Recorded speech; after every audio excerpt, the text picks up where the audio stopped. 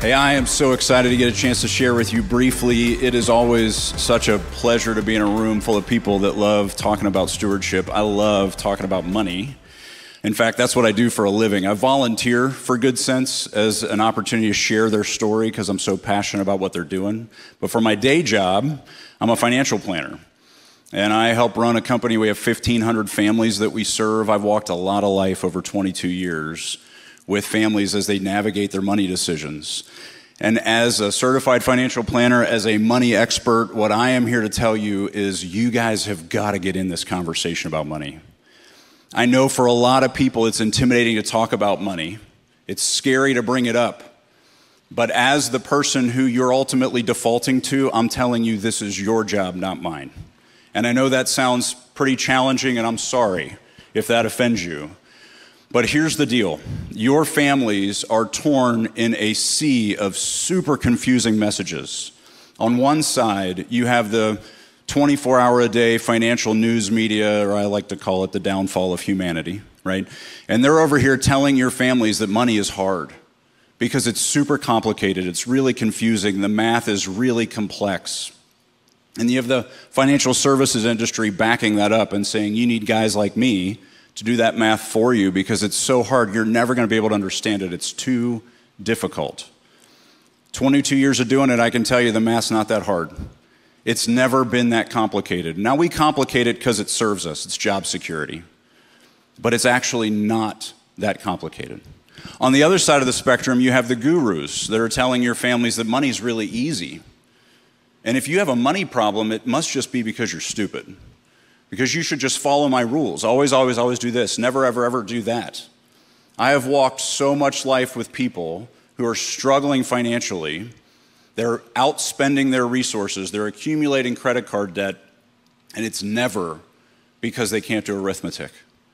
These aren't math problems. These people aren't unintelligent. They are medicating the emotion of feeling insignificant, feeling inadequate. The credit card debt is not the problem. Let me say that again. The credit card debt is not the problem. It's the symptom of the problem. The truth is that it hurts less to pay interest than it does to feel inadequate or feel like a failure. That's the problem. These are heart issues. These are spiritual conditions. This is your wheelhouse. This is where the church needs to be leading the conversation around money, not letting the gurus and the news media lead this discussion. We need to be about the business of meeting people at their heart level and changing them, just like we do on every other topic. Now, the problem is, how do you do that? How do you engage in an entire conversation with your whole community when they're in totally different situations, right? The way we see it at Good Sense, there's 3 audiences you're talking to. And when you talk to one of them, by default, you alienate 2/3 of your church. There's the people who are in trouble, and they know it. And they feel like a failure. And they don't need to be shamed and scolded. They have plenty of shame to go around. They need to be encouraged and called to a path of stability. Then there's the people who are in trouble and they don't know it. They think that everybody just runs their life to the edge, that living right at paycheck to paycheck and never really accumulating anything is fine as long as their bills are paid. And they're heading to disaster, but they don't see it coming. And then there's the people who aren't in trouble. They're really good at money. They have a lot of it. They make a lot of it. But they're finding their security in it. They're finding their source of status and significance in it. And those are 3 totally different conversations. And so the way that the church typically does it is we split them up. We say, oh, you're in trouble. You go over here and go through our financial crisis ministry.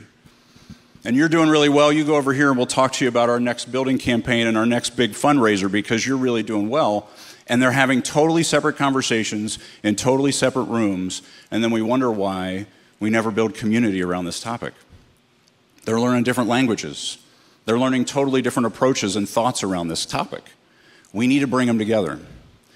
And just like SecureGive and many of the vendors who are here, they've used technology to solve these problems.